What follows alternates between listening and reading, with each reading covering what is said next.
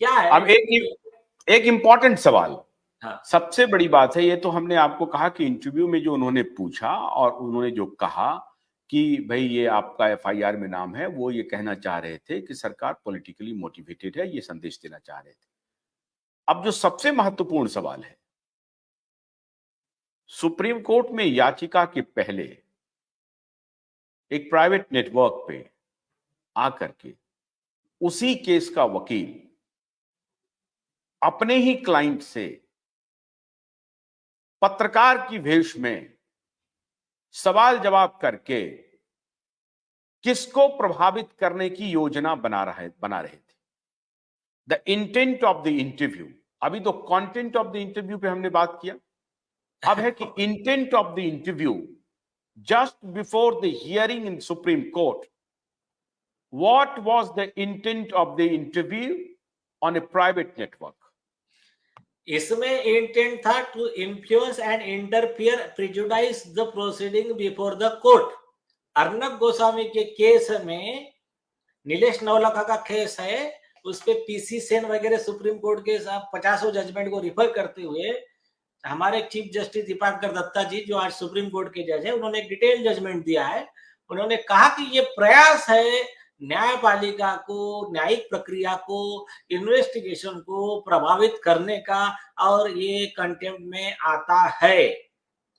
अगर वो मतलब इसमें इंटरव्यू लेते तो उन्होंने उसमें वकील अपियर नहीं होना चाहिए था।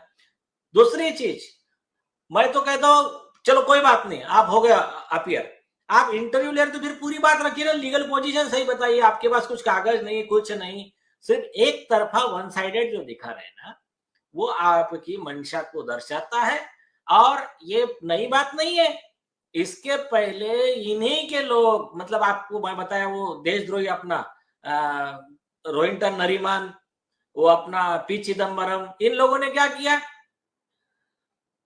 इंडियन आर्मी मुर्दाबाद, पाकिस्तान आर्मी जिंदाबाद, ये बोलना कोई गुनाह नहीं होता करके आर्टिकल छापा इंडियन एक्सप्रेस में।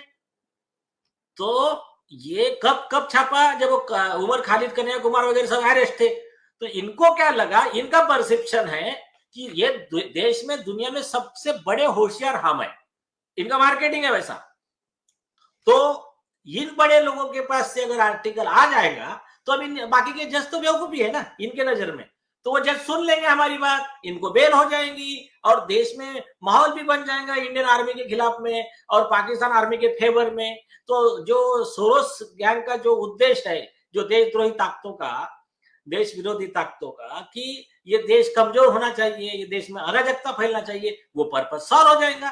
तो ये उद्देश्य इन्होंने तब भी ऐसा आर्टिकल पब्लिश करवाया था। तो ये इनका मोडस ऑपरेंडी जो है ये देशद्रोही लोगों का, वो कॉमन है। तो ये क्या है, तो आप जनता को बार बार बेवकूफ नहीं बना सकते, जनता भी समझदार है। और कोई जजेस इनके दबाव में आए नहीं, जजेस को समझ गया ये पेड, ये छपरी आर्टिकल लिखे हैं इन्होंने, ये सब स्पॉन्सर्ड है और पेड है ये लोग। तो उन्होंने ना उस पर ध्यान दिया, बल्कि जो जजमेंट दिया, जजमेंट में मालूम पड़ गया कि ये 420 है करके वो फली नरीमन हो, ये वो पी चिदम्बरम हो, ये और कोई हो।